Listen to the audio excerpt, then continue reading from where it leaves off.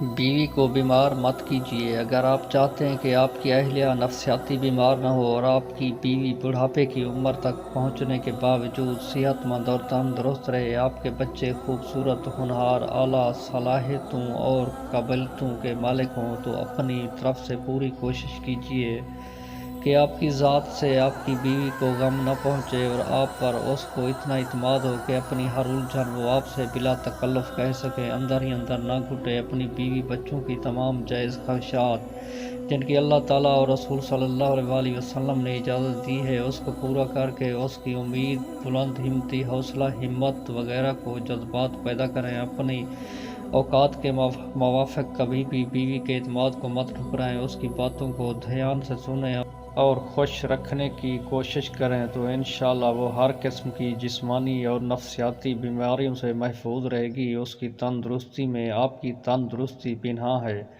اس کی خوشیوں میں آپ کی خوشی ہے۔ میرے بھائی، اپنی بیوی کو ہر وہ حقوق دیں جو جائز ہے۔ میرے بھائی، اپنی بیوی بچوں کے کام آئیں، اللہ تعالیٰ آپ سے راضی ہوگا انشاءاللہ۔